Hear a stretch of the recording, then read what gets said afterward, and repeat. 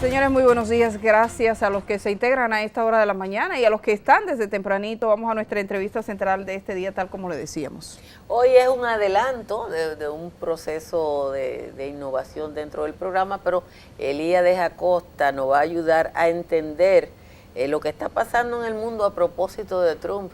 Elías, de Trump tiene el mundo patas arriba, y por más que uno busque, yo realmente no tengo un referente en la historia de los Estados Unidos, por lo menos del último siglo, de un presidente tan loco como este. Buenos días. Muy buenos días. Mira, Trump es una hechura colectiva, o sea, Trump no es Trump. Trump representa no solo a millones de votantes de un determinado sector de la sociedad norteamericana que creyeron en su propuesta y la apoyaron, y la apoyan, sino representa a intereses económicos y políticos muy concretos. Por ejemplo, detrás de Trump hay un movimiento político norteamericano que es el movimiento neoconservador. Un movimiento que su primera ocupación es decirte que no existe, porque no es partidista, no es ni republicano ni demócrata. O sea, son los intereses profundos del sistema que se han coligado para defender su punto de vista sobre la política interna y externa de los Estados Unidos. Y es un grupo muy peligroso, es un grupo que desde los años 30 del siglo XX se viene conformando con una buena parte de gente que venía de la izquierda antiestalinista en aquel momento, de origen judío en sus inicios, que luego fue mutando y se fue convirtiendo en la vanguardia de lo más retrógrado y reaccionario de la política norteamericana desde las sombras. O sea, no es un movimiento formal, no tiene una convención, no tiene un partido político, pero ese movimiento fue el que llevó a Ronald Reagan al poder e inició la revolución conservadora junto con Margaret Thatcher en aquellos años duros de los 80. Pero parecería que ese sector que tú dices que lleva a Reagan y que mantiene al Partido Republicano de alguna manera en el poder con los dos Bush, no necesariamente apoyó a Trump. Cuando uno ve que los famosos hermanos Cox no le dieron cuarto a Trump, tú dices, bueno, pero eso es el mismo movimiento y eso es el Tea Party. No es monolítico. George Soros también tributa a ese movimiento y es el gran enemigo político de Trump. O sea, en Estados Unidos, en la política en general, mundial, y en este país, tiene muchos vaivenes. Y ningún grupo es monolítico. O sea, siempre hay contradicciones, a veces hasta a nivel personal. Ahora, ese movimiento existe, es el que desarrolló aquel famoso proyecto por un nuevo siglo americano. Fíjate la similitud entre volver a hacer América grande y proyecto por un nuevo siglo americano del año 97, en 1997. El contrato con América. Contrato con América un poquito antes, y que desató todas estas, o sea, aprovechó la coyuntura para desatar esa guerra infinita que no ha terminado en Afganistán, Irak, etc. Entonces, un movimiento que ha mutado, no es el mismo del 2005, yo lo estudié en aquella época, 2005-2006, publiqué un libro sobre la historia del movimiento, no es lo mismo ya. O sea, aprendió de los cambios políticos en los últimos tiempos en Estados Unidos y el mundo. Por ejemplo, entre sus mutaciones está la de copiar con signo negativo el movimiento de Occupy de Wall Street. Recuerda que era un movimiento popular, de indignados. Ellos lo recrearon con el Tea Party, que era un movimiento populista de blancos, de clase media, preocupados por la marcha de la globalización y por problemas que no estaban en sus manos resolver. Y además el populismo, que precisamente Trump es un exponente clásico del populista de derecha, que apela a sentimientos, no a la razón, que incluso desecha los datos de la realidad, no les interesa la realidad, imponen una realidad que es la doctrina que se tiene. En realidad alternativa. Trump es continuador de una línea política en los Estados Unidos y a la vez diferente. O sea, las dos cosas conjugan. Hay una línea que si usted estudia, empieza con Teddy Roosevelt, por decir del siglo XX hacia acá, que luego está en Truman, que luego está en Ronald Reagan, perdón, antes en Nixon, luego en Ronald Reagan y en Bush hijo. Es una línea que si usted ve es una línea agresiva en política internacional, es una línea anticonvencional que no respeta tratados internacionales, que quiere fabricarse un mundo a su medida y que no rechaza apelar a la violencia dentro o fuera de los Estados Unidos a cualquier precio. Y es diferente por las cosas que he dicho también. Además está la propia personalidad de Trump. De eso vamos a hablar un poquito, y perdona, porque quizás eso hace que todo lo que estamos percibiendo de que cierra el teléfono una gente, de que es verbalmente explosivo, de que parece inestable emocionalmente, Vamos a hablar un poquito de eso más adelante, porque quisiera aprovechar, ya que tenemos el Sí. contacto con Sara Simón. La periodista Sara Simón está desde Ecuador con nosotras esta mañana. Queremos darle la bienvenida, tanto Gracia como yo, Franklin y todo este equipo, a Sara, que desde hoy va a estar acompañándonos siempre en la parte internacional, que es una sección nueva, que estará también Eliades Acosta aquí para mostrar y analizar lo que pasa. Así que Sara, bienvenida, muy buenos días.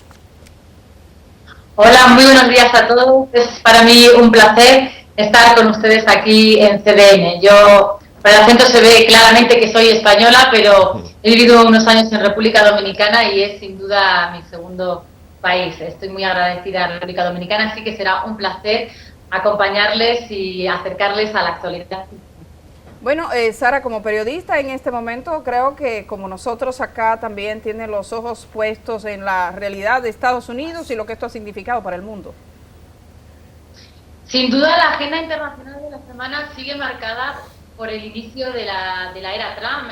En tan solo unos días, el nuevo presidente americano ha dejado claro que nos encontramos ante un proceso de cambio político que está generando grandes controversias y está abriendo un debate en cuanto a la geopolítica mundial, ¿no? Lo estabais comentando en el programa y realmente la primera semana de Donald Trump ha sido muy intensa. No se recuerda una presidencia de los Estados Unidos con unos inicios tan intensos como el que estamos viviendo esta semana con Donald Trump.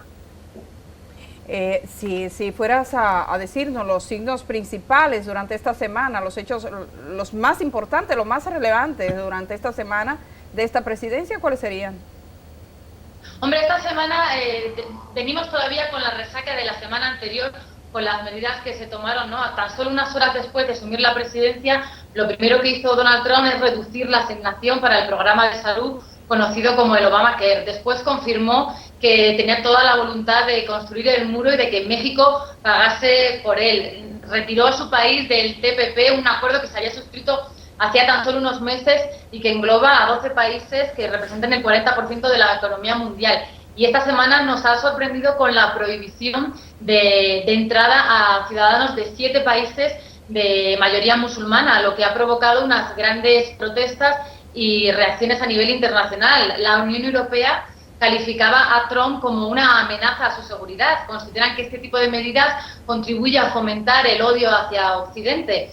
El secretario general de Naciones Unidas ayer pedía a Washington que eliminasen este veto y le recordaba que los Estados miembros no pueden discriminar por razón de nacionalidad y de religión. Y hace tan solo unas horas leíamos el tuit del presidente americano en el que calificaba de disparate el acuerdo adoptado por el presidente Obama con el primer ministro de Australia para recibir a refugiados.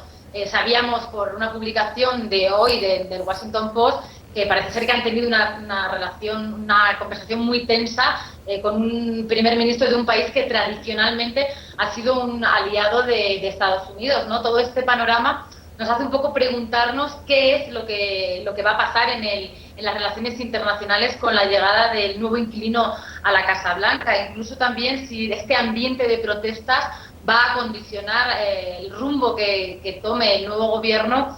Incluso algunos analistas hablan ya de si Donald Trump va a terminar su mandato, si va a ser sometido a un impeachment, ¿no? Estamos ante una expectación mundial muy grande ante la nueva administración Trump. Bueno, Sara, no sé si quiere decirle algo Eliades a Sara, porque ya desde ahora ustedes nos van a permitir estar al tanto un poco de todas las situaciones internacionales. Tú como periodista y Eliades desde acá como escritor, filósofo y estudioso, por supuesto académico en el área precisamente de la geopolítica internacional. Bueno, Sara, encantado de estar contigo. Bienvenida al equipo. Yo estoy plenamente de acuerdo con lo que dices. Quizás agregar de que Donald Trump es un hombre avesado en el medio televisivo, es decir, lleva muchos años de experiencia en transmitir ideas, manejar símbolos, influir sobre la opinión, vender una idea a un auditorio, y ahora ha ampliado su set y ahora su set es el mundo. Desde el Salón Oval. Sí, claro, ahora es un estudio de televisión, el Salón Oval. Todo lo que se hace es mediático. Cada gesto, cada movimiento, enseñar su firma, mover el lapicero en que ha firmado, la forma en que se mueve, la forma en que actúa. Pero todo eso también tiene un sentido político. O sea, una de las cosas que nos puede traicionar con el análisis de Trump es no tomarlo en serio. O sea, yo creo que a Trump, a la vez que hay que reírse de las barbaridades que comete y usar el humor para, como se ha recomendado, John Carlin lo recomendó hace poco en El País, yo creo que a la vez hay que tomarlo en serio, o sea, hay que estudiarlo. Quisiera aprovechar para despedir a Sara y no tenerla ahí de manera permanente. Sara, por este día, muchísimas gracias. La tenemos todavía, Sara. Sí. Muchísimas Sí, gracias. sí, aquí estoy. Excelente. Aquí estoy. Bueno, vemos que tenemos una comunicación bastante fluida. Altagracia ya tú le conoces desde antes. Y sería, bueno, está Sara ahí y es bueno que tengamos a Sara en Ecuador en este momento porque tenemos que hacer un contacto para que Sara nos refiera las investigaciones del caso de Brecht en Ecuador, que es el único lugar donde ya la Fiscalía hizo un acuerdo con la Fiscalía de Nueva York para la creación de una fuerza de acción directa. Bueno, Sara, Efectivamente. sí, ibas a decir, perdona. No, efectivamente, estoy aquí en Ecuador y será un placer estar con ustedes cuando haya oportunidad para retratar el panorama internacional y analizarlo de la mano de expertos como Elíades y Altagracia, a quien tengo el gusto de conocer por haber trabajado anteriormente con ella. Bueno, pues estamos pendientes de eso. También Ecuador vive un proceso electoral que será interesante. Y así que, Sara, bienvenida. Estamos felices con que estés acá. Ya tendremos la oportunidad en la sección que ya dejamos abierta. Hoy ha sido la entrevista principal, pero estamos dejando esta sección abierta junto a Elíades. Gracias. Un saludo, muchísimas gracias. Que tengan un buen día. Muchísimas gracias. Bueno, decía lo de no creamos que es un relajo. No, lamentablemente no. O sea, ya es una realidad. Quisiéramos que fuera. Quisiera, ojalá, pero no, es una realidad. Pero el mundo, Elíades, el discurso de Trump, que fue para esa figura del americano blanco protestante anglosajón, que fue el que votó por él y por empobrecido, eso, además. Y empobrecido, que no saca por Donald Trump votó el norteamericano más pobre, Así es. pero además menos instruido, Así la es. gente de la zona rural de los Estados Unidos. Y Donald Trump le dijo a ese ciudadano americano que él es pobre, no porque la tecnología sustituyó su mano de obra, sino porque la sustituyó un mexicano. Que él es pobre no porque la tecnología y el nuevo estilo de hacer negocios lo sustituyó. ¿Hasta cuándo puede Trump llevarle ese discurso a una sociedad a la que realmente con ese discurso él no le puede dar respuesta? Bueno, lo primero es que ese discurso es peligrosísimo, porque ese discurso lo que hace es agitar el miedo a lo foráneo, a lo exterior, ese miedo que en las películas del oeste uno veía cuando llegaba un forastero al pueblo, que intrigaba a todo el mundo y podía generar incluso violencia, provocaciones, y sostenerse sobre la base de atizar el miedo hacia el vecino, el mexicano o el inmigrante o quien sea. Pero lamentablemente también ese discurso va a estar avalado por políticas proteccionistas internas en el comercio que van a priorizar, como dice él, poner a América adelante, siempre lo primero a la hora de decidir. Y puede traer un pequeño alivio económico a corto plazo para mucha de esa gente. Y eso lo prolongaría en el poder, porque eso generaría un apoyo para un segundo mandato. Particularmente... Increíble, podría ser. Podría ser. Lamentablemente, y la palabra lamentablemente, fíjate que la he repetido una y otra vez hablando de Trump, porque Trump es lamentable. Lamentablemente, presidentes similares a Trump, no iguales, porque Trump es diferente, han tenido 2 mandatos. Los que mencioné, todos tuvieron 2 mandatos. Incluso George W. Bush, en medio de una guerra tan rechazada por la humanidad y que se demostró al final que era una guerra sin un verdadero motivo, y que continúa y que ha provocado más de 1 millón de muertos solo en Irak.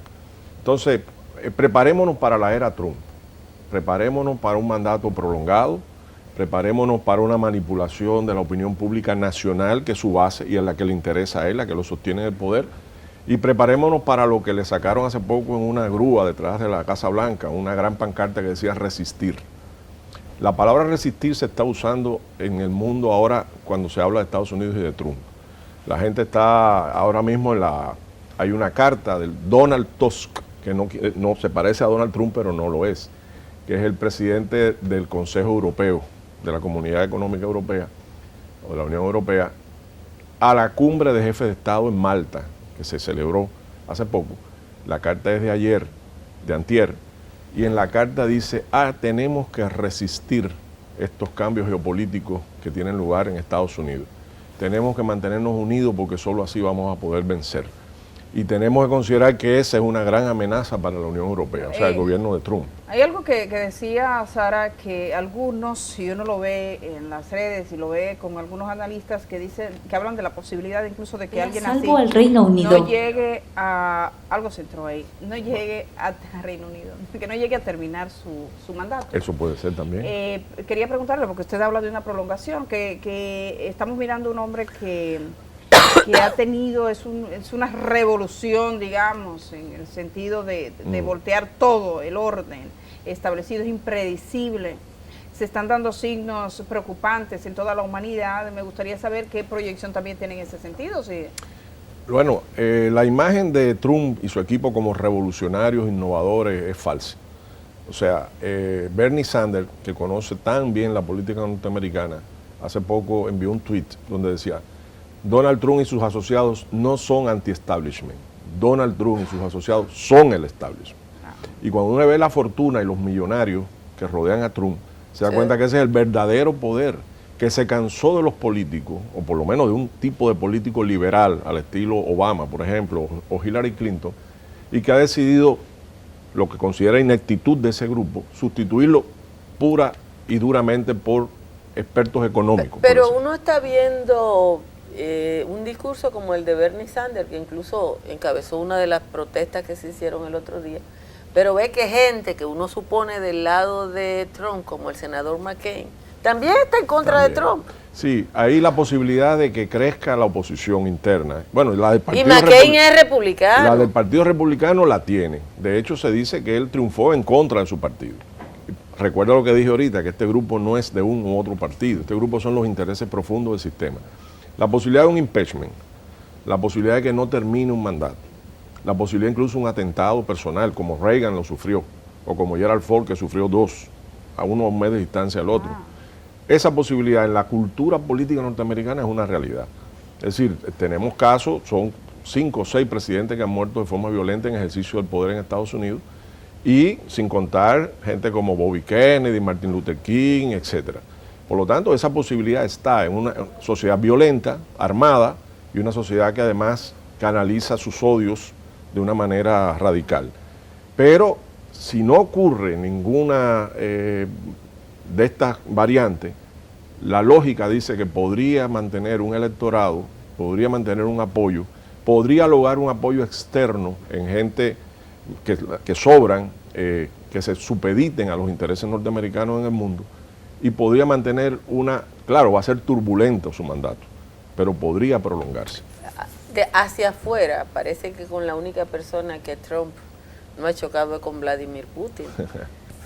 Porque si ya se peleó con la comunidad europea, si saludó el Brexit, que no le gustó ni siquiera a la premier inglesa, se peleó con el de Australia, con China entró de frente. Es como, ¿puede aún el país más fuerte del mundo vivir solo? No, no puede, y menos en un mundo globalizado, donde una decisión que se tome en Washington afecta a lo más recóndito de Asia, o una decisión que se tome en Asia afecta la marcha de la sociedad norteamericana. No puede, él lo sabe, está dando unos palos de ciego, como se dice, en cuanto al comercio internacional, está alterando la política exterior de su país los últimos 70 años, está alterando las relaciones internacionales y dinamitando el mundo que se construyó tras la Segunda Guerra Mundial, el orden internacional que se construyó, un orden liberal capitalista, y está jugando con fuego. O sea, indiscutiblemente puede ocurrir también en la arena internacional. De hecho, un experto como Joseph Knight, que fue asesor del secretario de Defensa norteamericano, un liberal cercano a Obama, el padre de la teoría del poder suave e inteligente que Obama encarnó en la política internacional, acaba de publicar en Project Syndicate, una página web donde publican muchos periodistas y especialistas, acaba de publicar que Trump y Estados Unidos tienen ante sí lo que él llamó el dilema de Tucídides, de aquel historiador y filósofo griego que decía, y había estudiado las guerras de su época, de que cada vez que una potencia consolidada veía con temor la emergencia de una potencia nueva, desataban guerra. Y es el peligro con China. Y China se lo ha advertido, porque la política hacia China ha sido muy, muy radical, la de Trump. De hecho, China no es cualquier cosa tampoco. Bueno, el país con mayor cantidad de inversión en Estados Unidos es China. Claro. O sea, es como pelearte con tu barbero o con el cocinero, que tú sabes que al final vas a sufrir. Pero también China todavía hay una gran diferencia de poder, con todo lo que China es una potencia mundial, entre poder económico, militar, presencia mundial, incluso hasta, vamos a decirlo de una manera, prestigio internacional, que no se debe a Trump, se debe a la administración Obama, liderazgo internacional y confianza más en una potencia como Estados Unidos que en una potencia como China, que además tiene el estigma, entre comillas, de ser una potencia que ha unido el capitalismo y el socialismo en una economía de mercado socialista. Digamos que esas maneras de ese presidente, esas formas que él tiene, esa aura como de locura, y le dicen, bueno, este hombre es loco. Y uno pone, yo puse su nombre, uno se entra a Instagram y pone el nombre de él, y lo que encuentra son muchas burlas, la gente apela a muchas cosas, sí. Pero quisiera saber si existe un presidente norteamericano anterior que haya tenido esas maneras, porque bueno, de las políticas, digamos que de todo, de ese quehacer, ya sí, usted ha puesto varios ejemplos, pero yo quisiera saber en las maneras. Yo creo que el más cercano en cuanto a ser anticonvencional, un idealista, aparentemente idealista, Trump no es un idealista, pero aparentemente idealista, una persona que pueda considerarse peculiar, pintoresco o hasta histriónico, es Teddy Roosevelt, Theodore Roosevelt, sí, que fue el presidente que llevó a cabo la guerra con Estados Unidos. Un momentito, perdone, me dicen que tenemos un problema con su micrófono. Vamos a hacer una pausa en este momento y estamos regresando de una vez para que capturemos bien, porque es interesante que podamos escuchar todos. Claro. Regresamos.